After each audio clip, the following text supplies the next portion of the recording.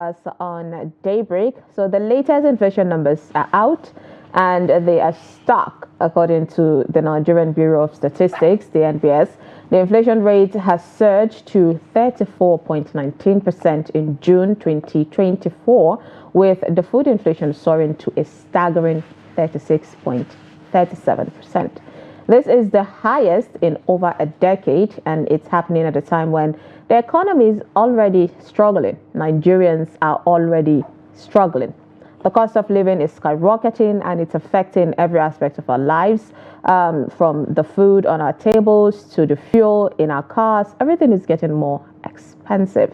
But what is driving the surge in food inflation? Is it the ongoing economic downturn, the conflict in Ukraine, or something closer to home?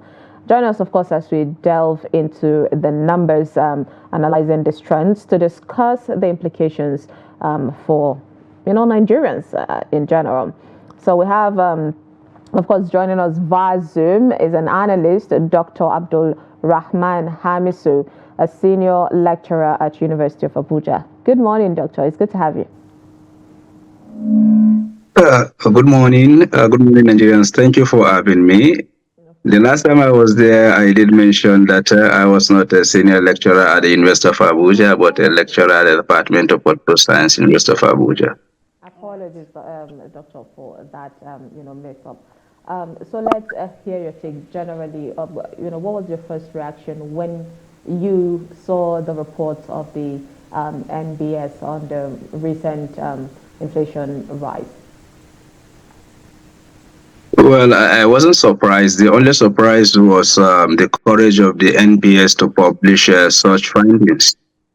Because we know that in Nigeria, government institution has a way of suppressing information, and that they have the courage to publish such figures. For me, was just a surprise because it is not usually what government wants to really own up to. That okay, this is the scorecard of all that they've been doing. So that is just the only surprise for me. But looking at the indices on the ground, it's not a surprise. All right. You said looking at the indices on the ground is not a surprise. Were you expecting worse or expecting better, or you're saying that with the way at which we're going, this is what was expected? Yes, I think that is the case. At the rate at which we were going, I expected this very particular result. Of course, I wouldn't wish my country was, but from the policies of government and what has been happening, I know that we're going to get to this point. All right. So let's quickly go into how did we get to this point? At what point did we make that tweak that got us to this point? You see, this is a cumulative effect of bad policies, abuse of public office, jettisoning what has been working for us for what has never been tested before. And we lack the courage to go back to what has worked for us. What countries all over the world do is to ensure that they practice what they know while opening themselves to new ideas. And any idea that contradicts what they know, they jettison such an idea. And don't forget the fact that the same Nigeria that is suffering from food crisis was once a version of a Grano pyramid. We're supporting other countries.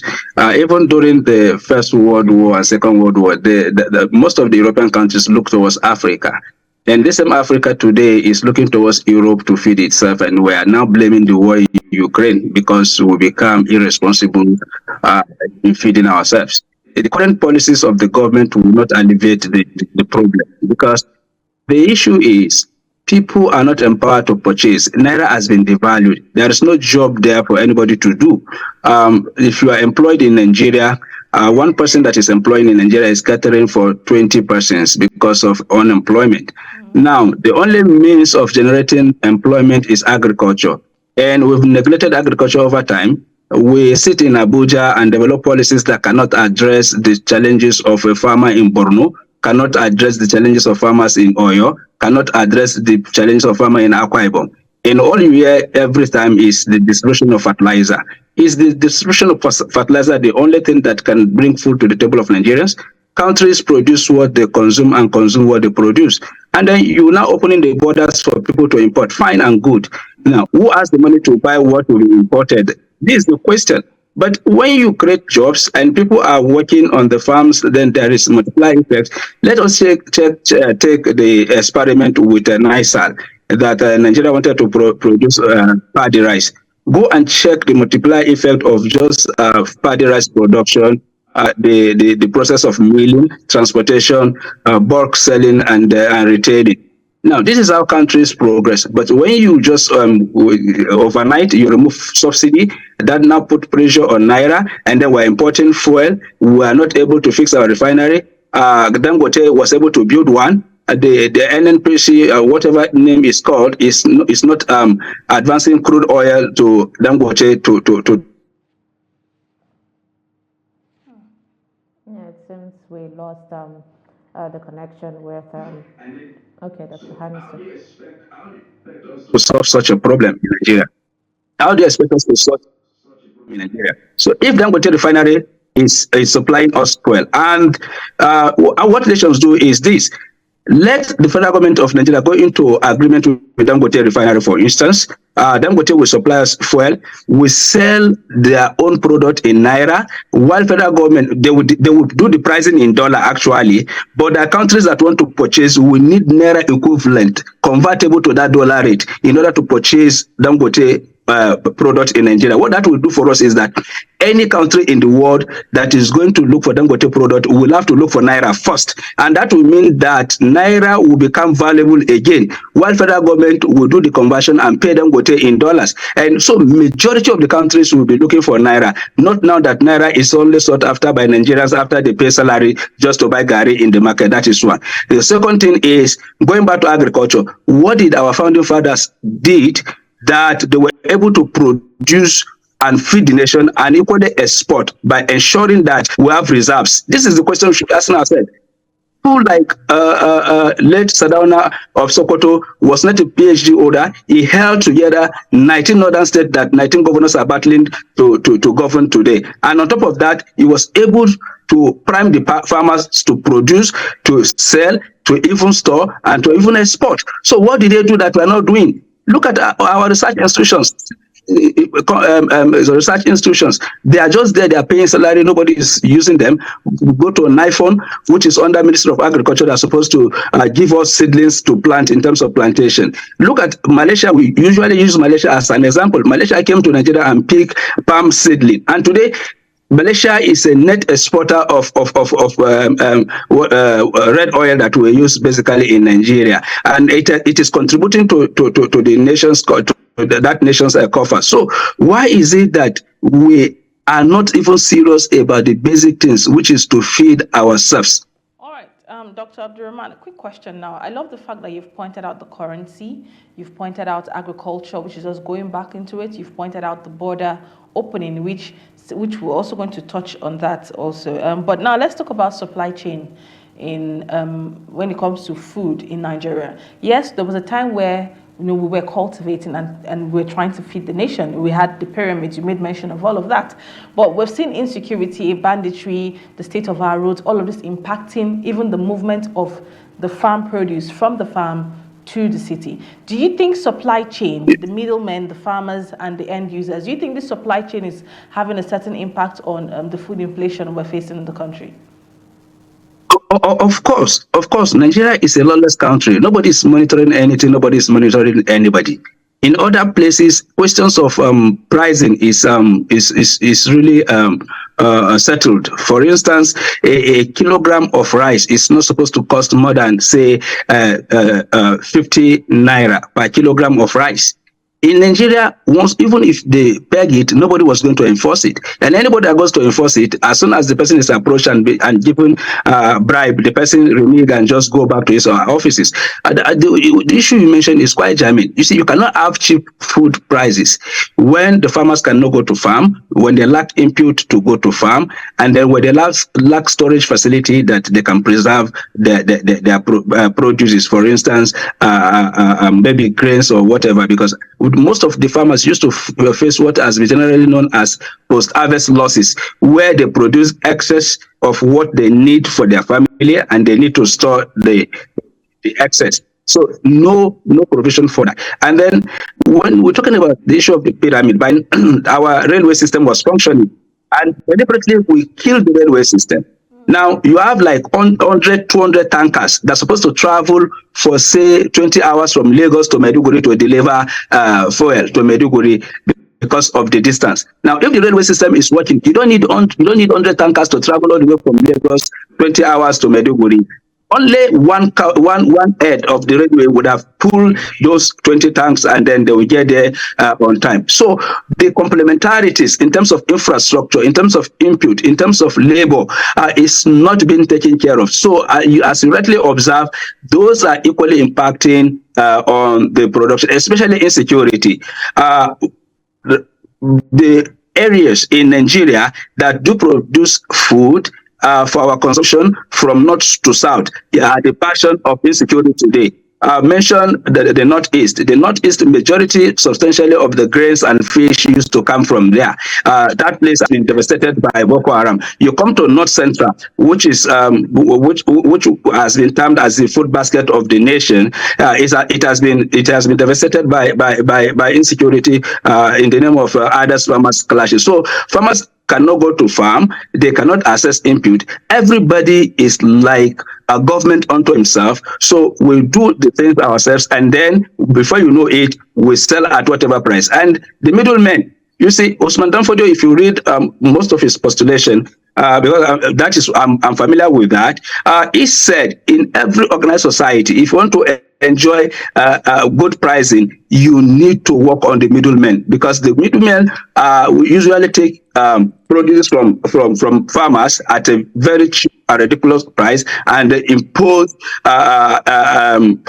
punitive prices on the buyer. So in Nigeria, nobody is checking the middleman. Anybody does whatever he or she likes, and then you can sell anything at any price, and nobody will say anything, and you go back to your house fulfilled.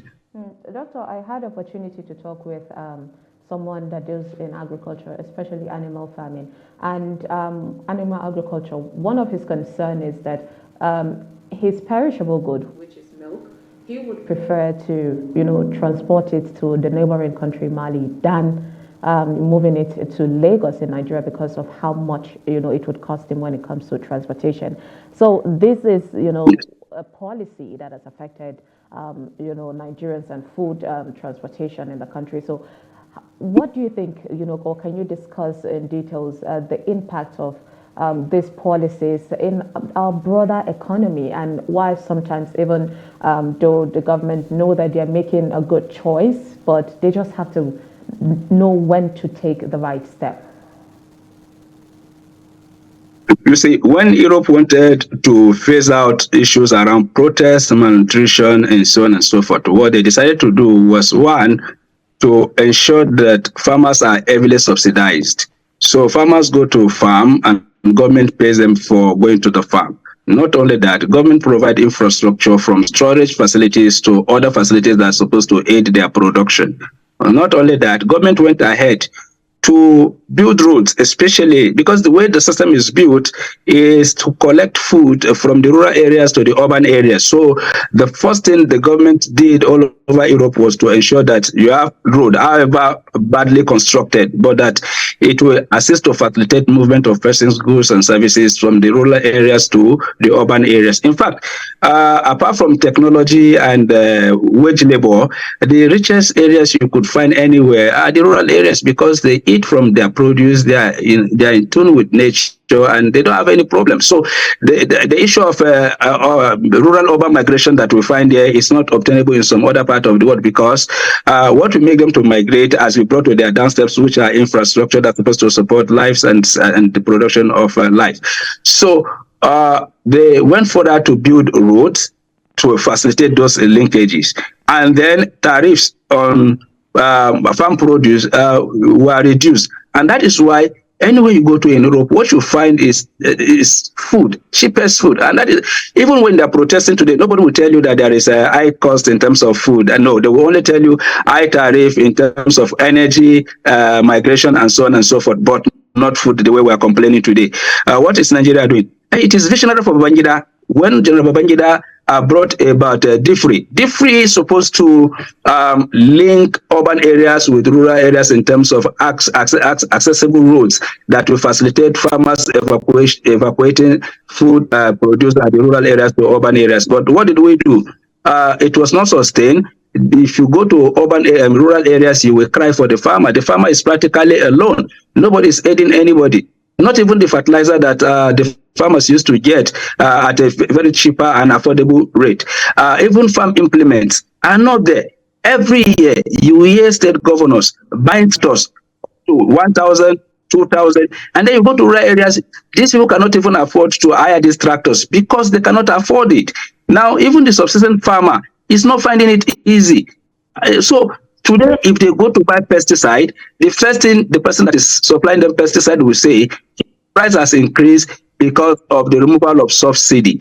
So when you remove subsidy in an economy that is based on only one system of transportation, which is haulage by road, then the implication becomes far-reaching and negatively impacting. If you even ask the Fulani lady that is selling cow meat on the street, as cheap as it were before the removal of subsidy, the next thing you will see is the price has increased. And when you inquire further, she will tell you cost of transportation because of removal of subsidy. It was hasty for Mr. President to have removed the subsidy without thinking through of alternative means of transportation, especially the development and redevelopment of the rail system, the use of waterways as a means of transportation. These are cheapest route through which we can transport goods and services from one point to another. What your observation was going to do, that the market for animals will be diverted to Mali, as it has already happened, is that it's going to disrupt the age-long system connecting the north and the south.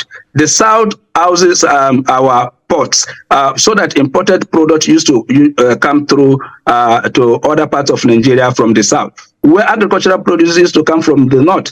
And then it goes to the south through Kano and other places, to Enugu, Onisha, and Lagos.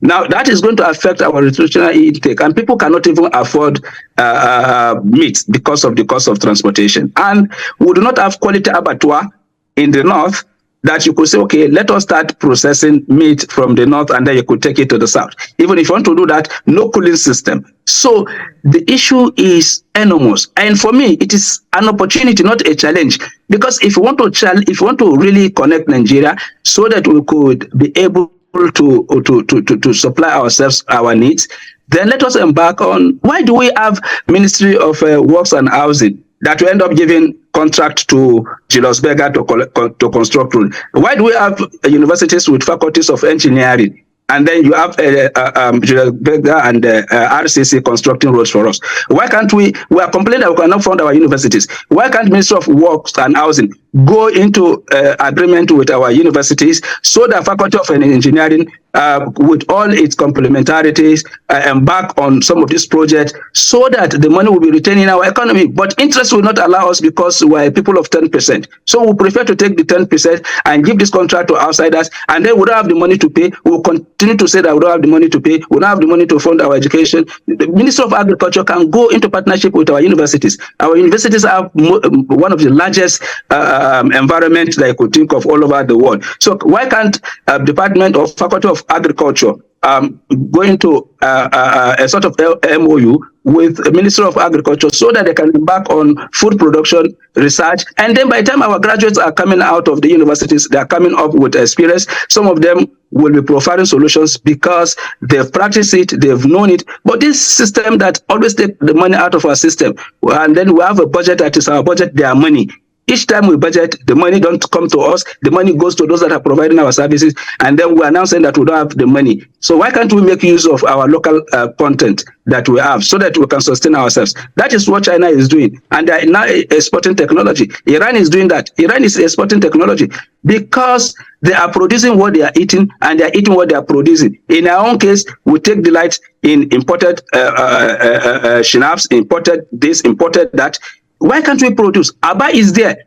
We have industries in Kano, Lagos, Ibadan, and Kaduna. What happened? It was killed in the year 2000 when Obasanjo took over and decided to open our borders. And that is the same policy this government is promoting. And we said we want to develop, want to feed our people. No, we're only deceiving ourselves. And this protest is just the beginning. All right, Doctor, we'll get to the that's another angle in touch. But let's talk about this importation, though, that the government, like you've touched on it. So I'd love you to throw more light. And it seems you have a lot to say about that now. You're saying that they've removed fuel subsidy. Insecurity is killing the North. Farmers are not being able to go to the farmlands. In states where we know we need farmers and food producers are facing insecurity. And now the government have come out, yes, opened the borders, given a 150-day ultimatum for tariffs-free. Do you think this is a temporary solution that, I wouldn't want to use the word makes sense. Do you think it's a temporary solution that is okay? Yeah, let me use that for lack of a better word, yeah. It is not a temporary. It is not a temporary solution. It is not a temporary solution. When the Chinese want to develop, what they did was to close their borders for more than 20 years. Yeah, but we did that, and we were able to sustain ourselves in terms of insecurity as well, and farmers. You see, there are many ways we could farm. Now, if we really want to, we could tackle insecurity simultaneously with empowering farmers to go back to the farm. What is happening is insecurity has been turned into a weapon that has been used to suck money from the system without any result. Now, if the military is not doing its job, who is to blame? Nigeria is tackling insecurity. Niger is tackling insecurity. Even before the military took over, Niger was tackling insecurity. We were affected with with insecurity at the same time. Niger, Cameroon, and Chad. And up to today, these countries are not crying. They are not protesting. So what is the difference between we and them? The difference between we and them is that the military and the people are committed to ensuring that there is security and they are enjoying relative calm and peace. So what is happening now? Just go and check, go and Google the corruption that has gone with the fight against insecurity in this country. And then you whip for this country. And what is even baffling, nobody has been punished for all of this. Nobody has been removed from office for not even doing his own jobs. Nobody has been, look, in Niger, there was a bomb blast and the head of the army was removed for not doing his job. In our own case, there will be multiple bomb blasts and nobody is saying anything, nobody is doing anything. We only congratulate ourselves that it has reduced. So we can't ask America to come and fight for us. We can't ask the people of Mali to come and fight for us. The problem is ours and it is ours to solve. Okay. When Mahathir was elected as the president of Malaysia, and the World Bank and IMF came to him, tell him that the problem of Malaysia was macroeconomic instability, all those normal useless jargons. What did he say? He said the problem of Malaysia is in Malaysia and the solution to Malaysian problem is in Malaysia. And that was the mindset he started. And he continued to tackle the problem of Malaysia one after the other. Today, our academics in Nigeria don't even have any place to go to for their MScs and PhD except Malaysia. What is the difference? It's because they tackle their problems. Yeah, but doctor, this we keep going in circle concerning this. So I'm going to deep dive, borrow from what Lillian said earlier. What is the solution? At least a temporary solution, because we keep seeing the inflation rate rising on a monthly basis in Nigeria, especially food inflation. What would be the temporary measures to at least cushion, this disheartening, this heartbreaking situation that Nigerians are facing? Okay, I want to say that if opening the borders is a temporary solution, government has not said that. From the announcement that was made, it was more or less like when we open our borders to foreign supplies, that will solve our problems. No, it will not solve our problems.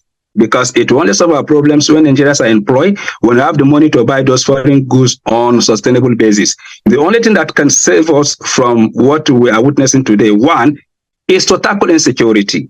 And Mr. President should announce to the whole world that anytime there is a failure of security to protect lives and property, whoever has been enthroned as the chief of security in this country should be held accountable, because we treat it as economic sabotage. That is number one.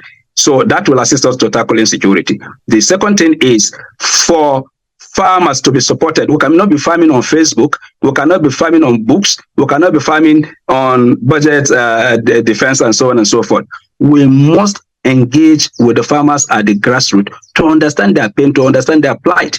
If you take our policy documents, what is done is to recycle all the researches that have been conducted, and then they will list few challenges that the farmers are facing, and then they will put money to it that there is going to be a solution. At the end of it all, no solution. Nobody is monitoring budget implementation in this country. So we don't even know our performance in terms of what we have sunk into agriculture and the corresponding output. So if we want to tackle the problem, we must engage with the farmers. We must understand their plight. We must allocate money. Not only that, we must be able to know how these monies are used by tracking performance against expected outcome. Then the third thing is to ensure that the activities of middlemen are checked. If they are not checked, then there is a problem. And let me say that even the middlemen are trying. The fourth thing is to ensure that we develop our rail system by enhancing the quality and speed so that we can be able to move goods and services, in addition to building roads that connect rural areas to urban areas. Cannot do that, then there is a problem. When I made mention of I mentioned something that President Babangida understood this very particular fact, and he came up with DIFRI, and DIFRI was meant to provide access road to rural areas for the farmers to be able to bring their product to the urban areas. That has been abandoned. It is something that we needed to resuscitate so that there will be that connection. And lastly, we have to be honest with ourselves. And honesty boils down to the fact that we need to tell ourselves the truth, that this is our situation and this is how we can come about the solutions, not using our problems to justify spending of money that will be looted and kept away from the same people. I hope we can, of course, get you over here to talk about, this whole situation. We hope we get, a solution to this problem. Thank you so much, Dr. Abdurahaman Hamisu, for joining us this morning, lecturer of Abuja University. I appreciate you. Thank you for having me. Of course. And with that, of course, we'll take a break. And when we come back, we'll quickly take a look at the front pages of the national dailies.